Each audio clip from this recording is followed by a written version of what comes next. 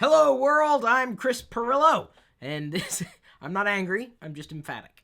This is the LockerGnome Daily Report, or TLDR for short, your daily dose of geek news, product views, and answers that you can use like an answer to the question, Chris, why are you such, a Chris Pirillo?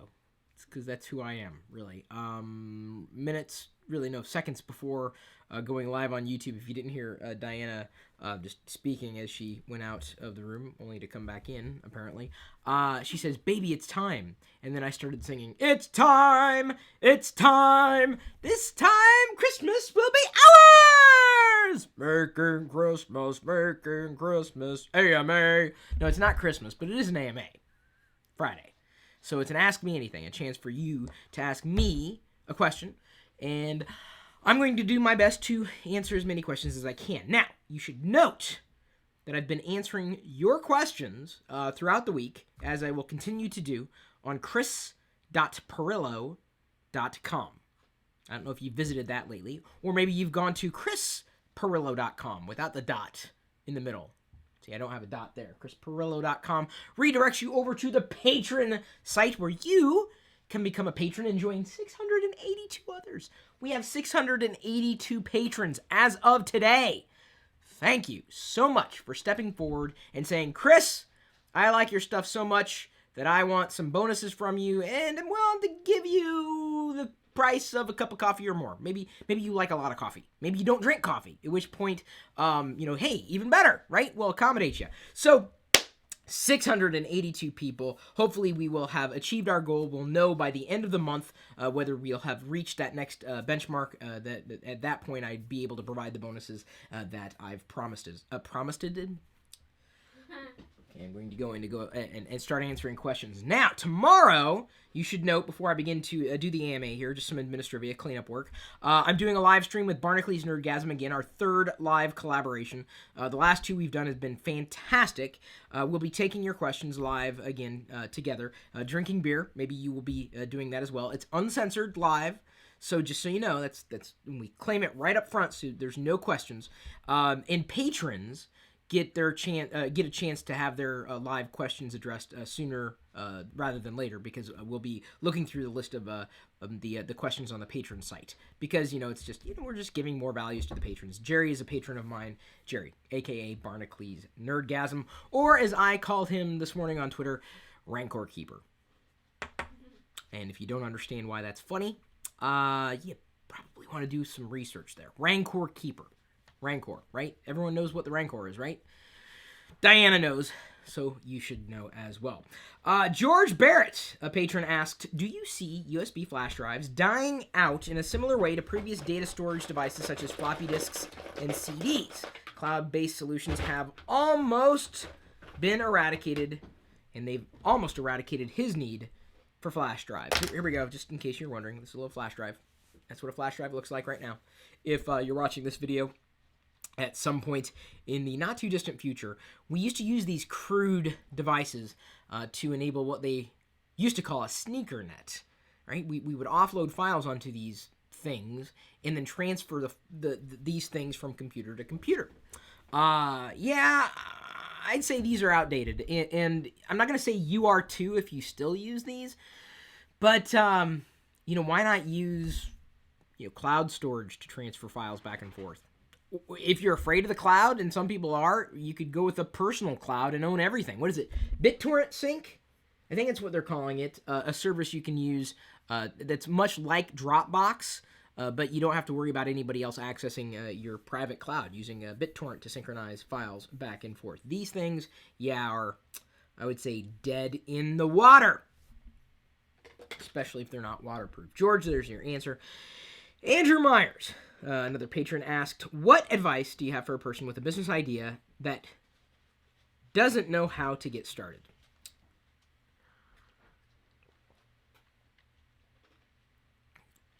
Pause, drink water. The answer will come to you, as it often comes to me. So, you got an idea for a business. That's great, because the world needs more good ideas.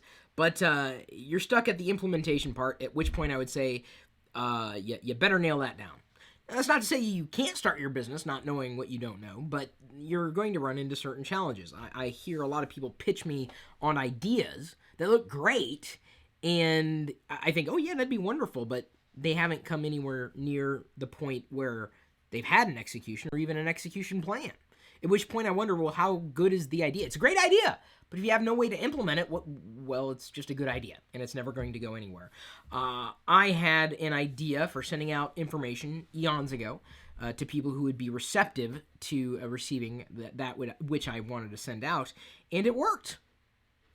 I just started, and that's really the tip I have for you. If you have a business idea and you don't know how to get started, you just start, and you figure it out.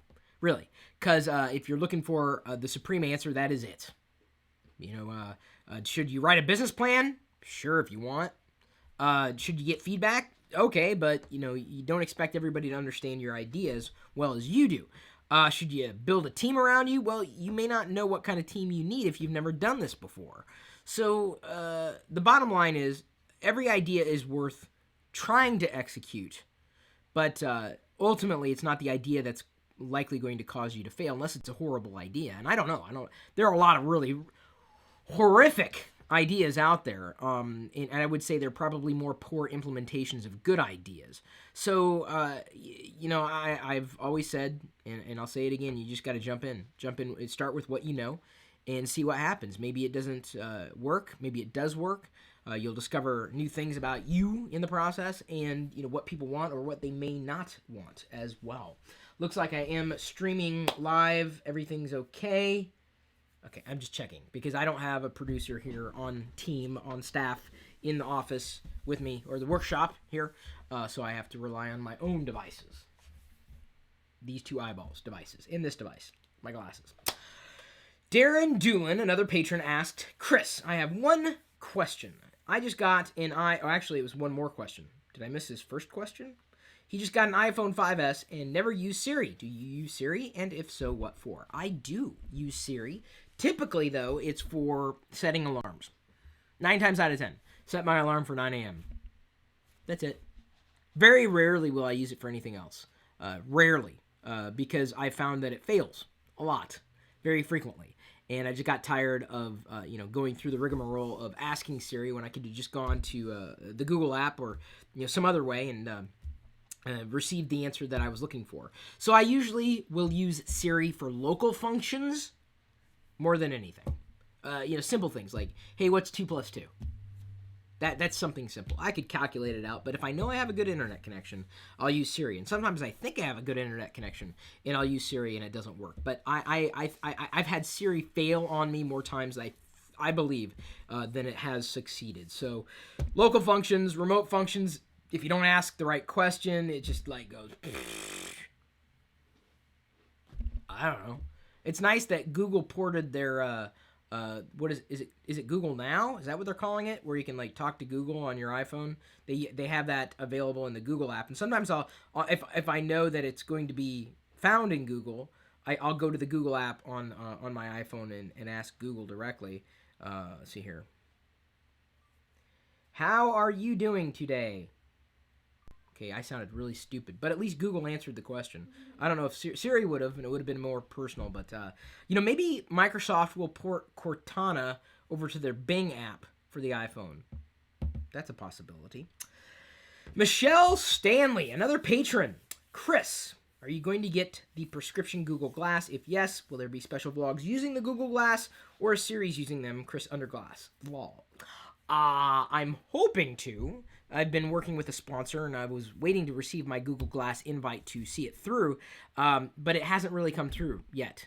And I don't know why. I don't know what's stuck, but the plan is to get Google Glass, likely wear it around the house, probably do at least one dedicated vlog with Glass, through Glass, and then when baby Pirillo is born, we will be filming baby Pirillo through Google Glass. I don't know if we'll film all of baby Pirillo through Google Glass, but I think initially, we don't want to scare the baby. Yes, we do know the gender, and Diana and I joked around about this because a lot of people want to know. I'm like, well, what if we reveal the baby's gender when we reach 1,000 patrons? So what do you think? If you really want to know the baby's gender, they got to be real patrons though. They can't be people who just say that they're going to be and then they have nothing to back it up with. So there, we'll make a deal. We'll share the baby's gender when we reach 1,000 patrons. If we reach 1,000 patrons before the baby's born and everybody discovers it. So I've now placed it in the community's hands. It is out of my hands. Say yes, because I want to tell. Diana really wants to tell people. Well, then you gotta start spreading the word on your Twitters. I do. No, really? When did you tweet it? How many Twitters do I have? 1 Twitters. And yes, we do know the gender. The gender could change, not like the baby can change, and it is the gender it's going to be.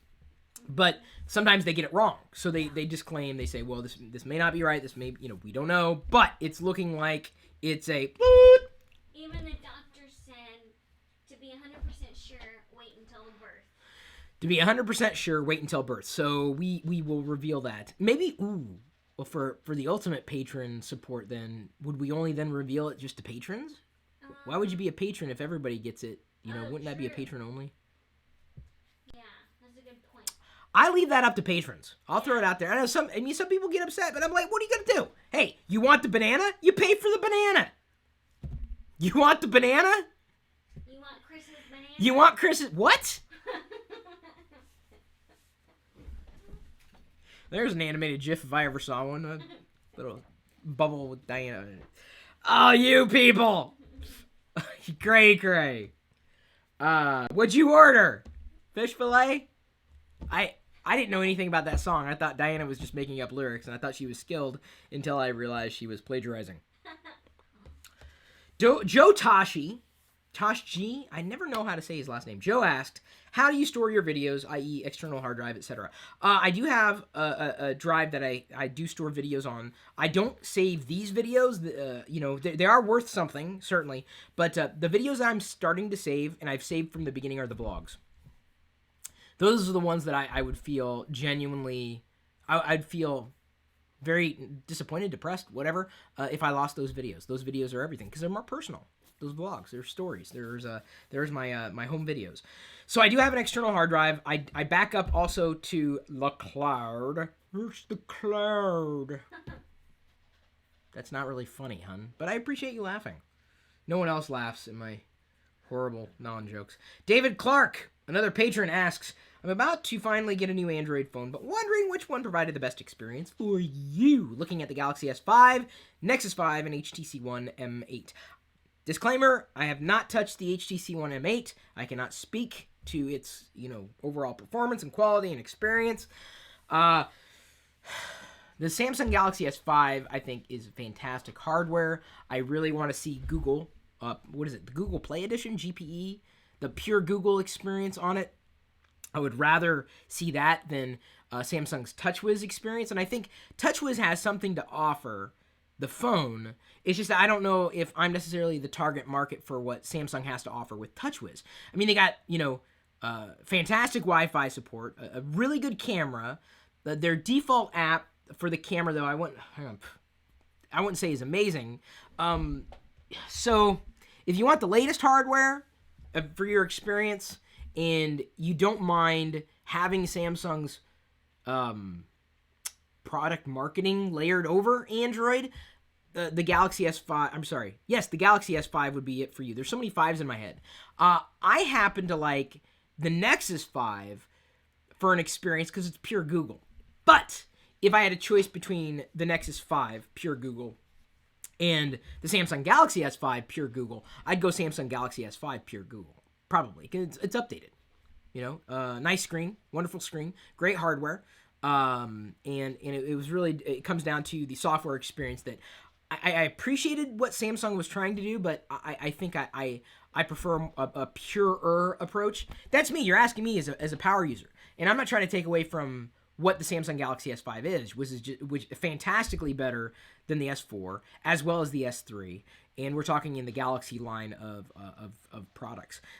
It's grown on me, the Samsung Galaxy S5, but when I'm just looking for a straightforward experience, I'll reach for the Nexus 5 because then I don't have to worry about which experience I'm dealing with.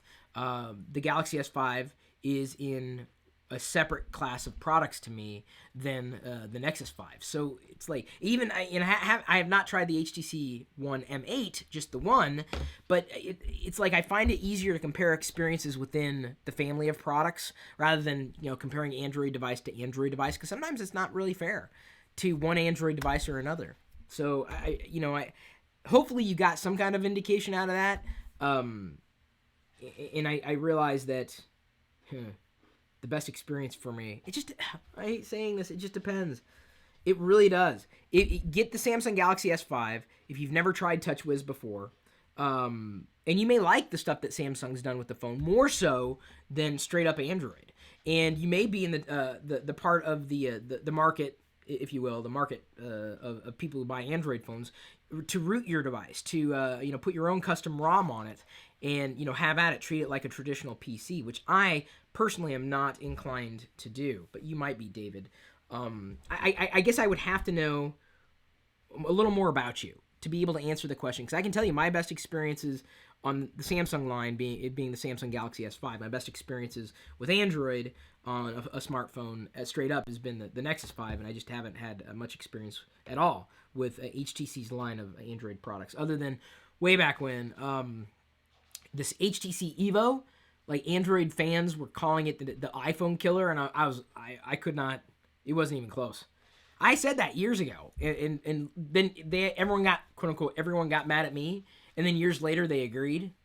It's like, I don't know why I get thrown under the bus just for speaking my mind and telling you my experiences. But David, I know you're not being, saying that I'm being thrown under the bus, but give me a bit more qualifiers, and I might be able to help you with your decision there. Everyone's going to have an opinion. Some people are all Samsung, some people are all Nexus, some people are all HTC, and there's no right answer. But we can try to qualify, the response that we give you if we know a little more about you, David.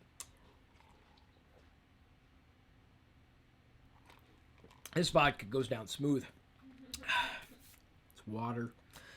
Chris Eldridge commented on a post on the Patreon page. He says, if you had the opportunity to go into space, would you? If so, what would you actually want to do? Hang on just a second. I got to run through the patron credits. We update this once a month. These are the patrons that have been qualified. So, yeah, I would probably go into space. I don't know if I'd really want to do a lot up there. I mean, not after seeing the movie Gravity, because I don't want to get hit by a satellite, as it's kind of flying by. I would just float around. I'd like floating around. It'd be kind of fun. I did something like that. I was on the 0G flight, so I was kind of weightless. Well, it felt like I was weightless up in the air. The plane, it was like a parabolic flight. It would go up, and then as it was going down, it was like you were weightless. It was like you were in space. There was no gravity, effectively, or you didn't feel the effects of it. And it was fun. I don't know if I would really want to do anything else. It would probably be frustrating to try to do things that I do here up there. No. Actually, okay, I could live broadcast. I answer questions up there. What can I do? I mean, I don't want to punch the wrong button. And I also have seen Apollo 13. Not really a fan of that. Whole, possibly dying in space thing. I don't even like planes for just that feeling of not being in control. I can only imagine when I'm way up there. At some point in my lifetime, I think we'll have commercial flights going into space with people. So humans, like average citizens, people, can go into space, and at that point, I would probably want to sign up for that if I had the $4 billion you need to be on one of those flights, because only celebrities and rich people do that. It's not going to be me, I don't think, not for a while. Neville commented or asked this question in his comment: will Tizen ever be a viable alternative to the other OS or OSs that we now have? Neville, this is a great question. Let's go back to David's question about experiences on these various phones. There may be an advantage of getting the Galaxy S5, say, over a Nexus 5, because Samsung's been developing Tizen. Tizen is powering their Gear 2 smartwatch. I believe we even suggested this in a TLDR the other day. There is a chance of a Tizen smartphone shipping in Q2 this year, real soon, and I'm very, very interested in seeing how Samsung takes on the smartphone ecosystem with Tizen. And I would only imagine that they'll have made it possible for you to update your older devices to Tizen instead of having Google on those devices. Who knows how they're going to make that happen, but it would seem likely that they would support their own products. And so, if you're interested at all in going that route with NOS, I think you'd be happy. So, Tizen, I don't want to say too little, too late. I just don't know what too late. So, who's to say where it's going to go? Who's to say if it's going to be amazing? Who's to say if they are or are not going to get developer support? I think Samsung's got a massive chance at being successful with Tizen, not just because of Tizen's open nature of the platform, but really because as far as Android devices are concerned, I think more people have Samsung Android devices than any other type of brand running Android devices. And so Samsung can easily use that brand, their Samsung brand, to basically have Tizen as the payload. People will buy the Samsung product. Let's say I had a good experience with my Samsung Galaxy S3. It was great. I need to upgrade. Oh, there's the new Samsung. Hey, it's the new Samsung. And most people are not going to know the difference between Android and Tizen. They won't. And they probably don't need to. And that's to Samsung's advantage. So, they could use their hardware ecosystem, their footprint, the brand as it exists in the market today. They can use that to really give Tizen a leg up on the competition in a way that really nobody else would be able to do. I don't think HTC could pull it off. HTC couldn't dump Android or Windows Phone for that matter. They just don't have enough of market share, really mind share, more than anything compared to Samsung. So I think it will be a viable alternative. Just like Windows Phone is a viable alternative, it just depends on what you want, what you need, and what else Samsung has to offer you. Now imagine you have by the way, one of my first VCRs back in the day, Samsung. The reason why I went with the Samsung VCR, I couldn't even tell you the ratings, had so many features in it. And they were really nice features. And I went with Samsung because of that. So imagine Samsung and its ecosystem. They got the Gear smartwatch, or whatever the hell that thing is on the wrist, the Gear 2.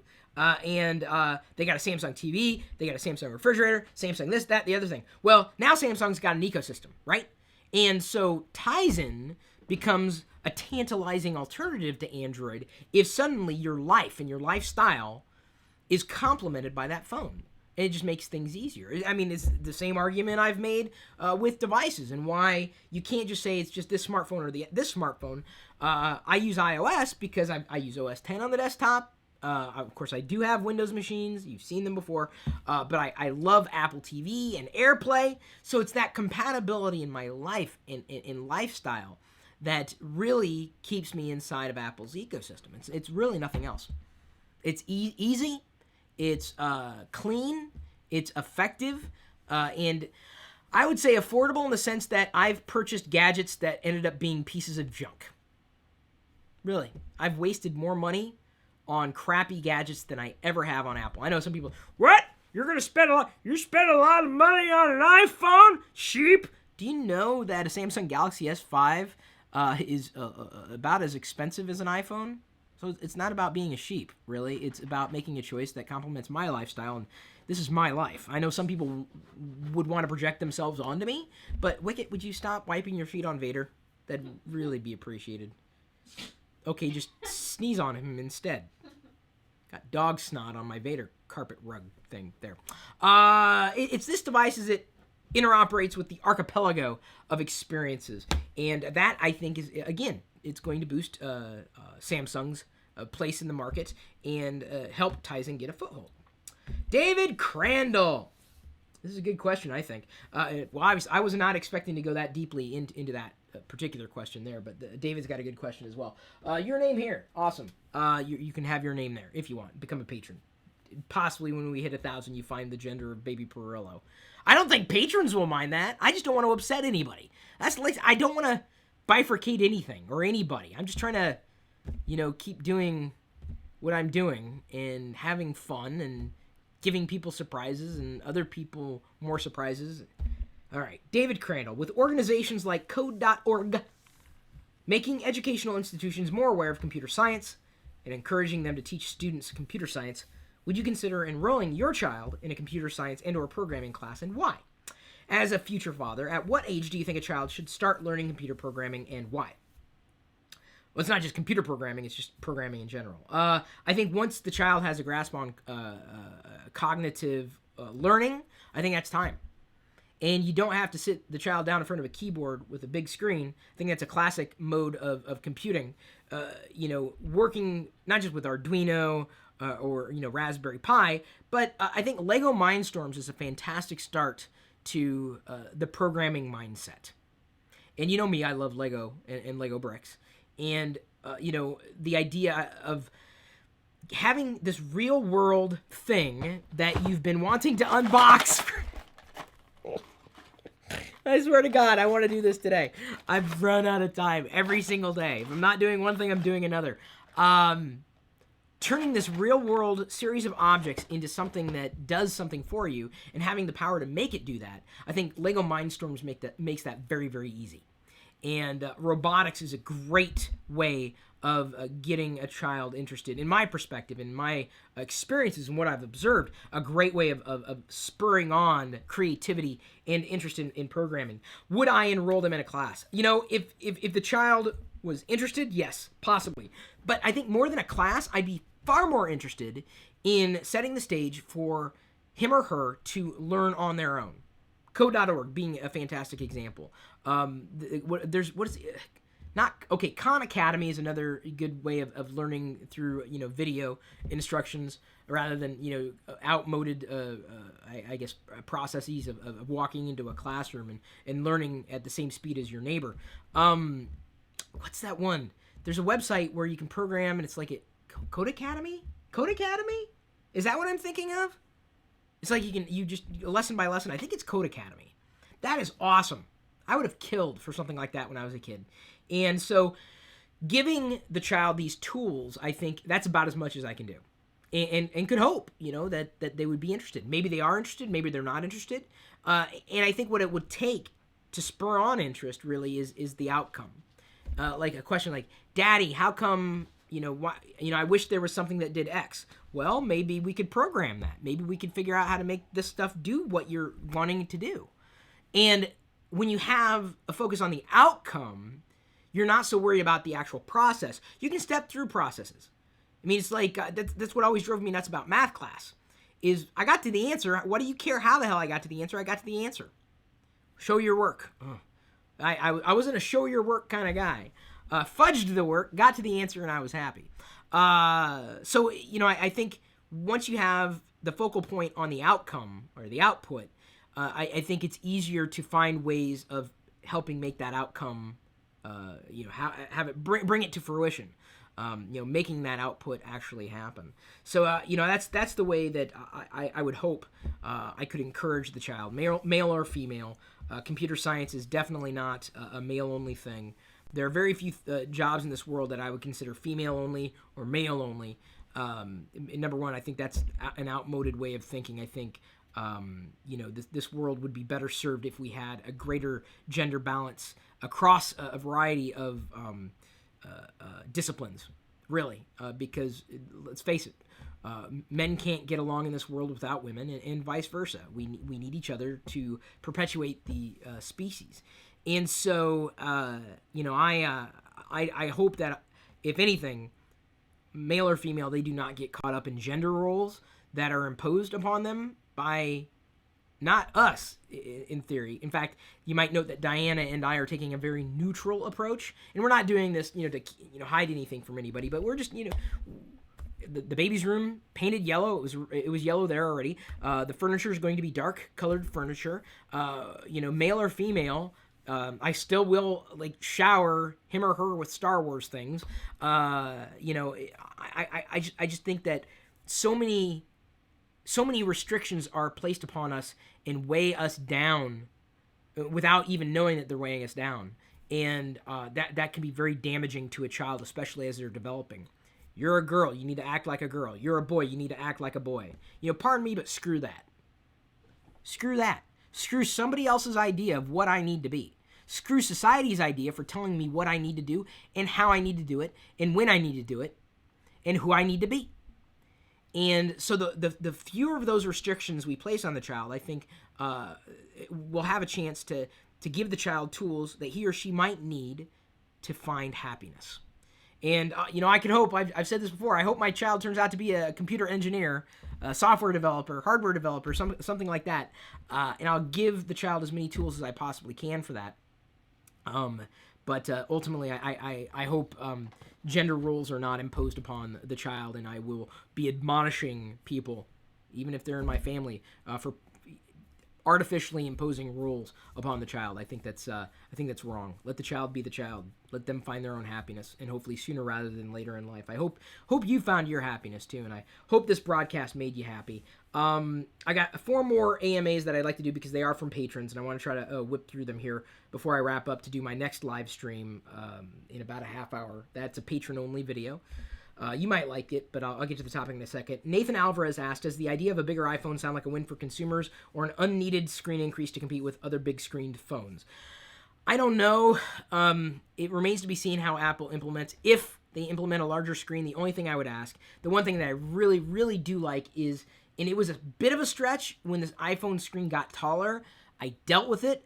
I don't know if I could still have effective single-handed operation with a larger screened iPhone. So it depends. If it happens, I would only hope for a good implementation or a good reason to go that way, other than having a bigger screen. I don't know. It all depends on implementation. Joe Blue asked, how do you know that Diana was the special one for you? Well, she's not in the room, but it's when she laughs at my burps and farts. Oh, she heard that. She laughed at that, actually. She doesn't laugh at all of them. Sometimes she'll, baby. That's what she sounds like. She laughed at that, too. Alexander Schiller asked, do you use a tool like Better Snap tool for the Mac that replicates the Arrow Snap feature of Microsoft Windows? No, I don't.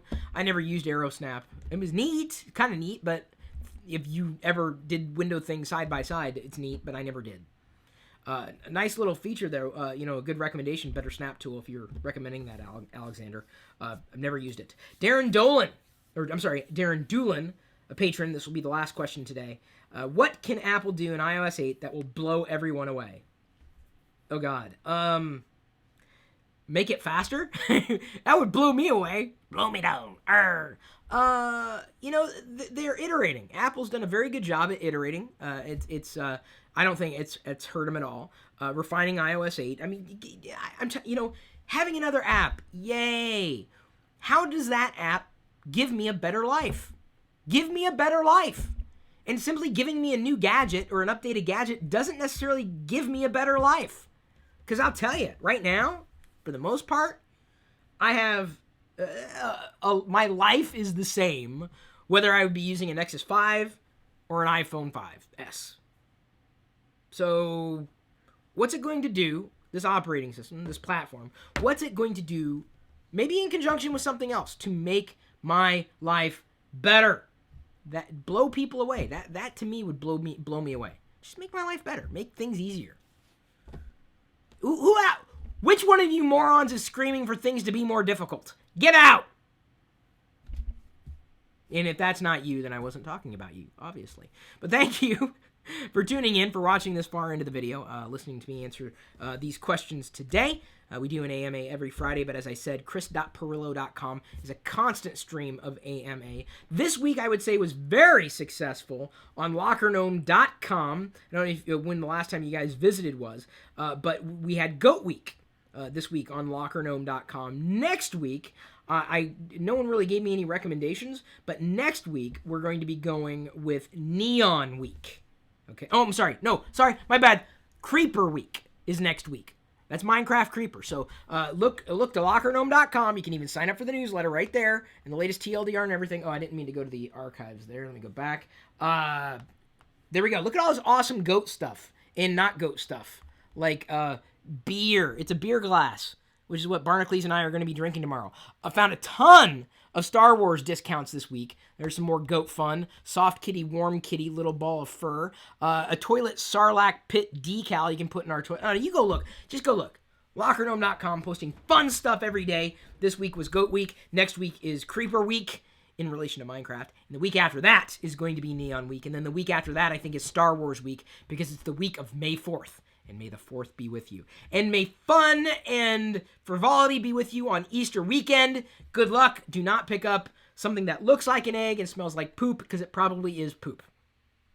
That's just a PSA here. Pirillo service announcement. Thanks again for remembering to like, comment, share, subscribe, watch even more of our videos right now. Tuning in, everybody can watch the live stream. The video URL is already live for the live stream tomorrow with Barnacles Nerdgasm. Jerry, fantastic guy, or as I like to call him, Rancor Keeper. That's what I'm calling him right now.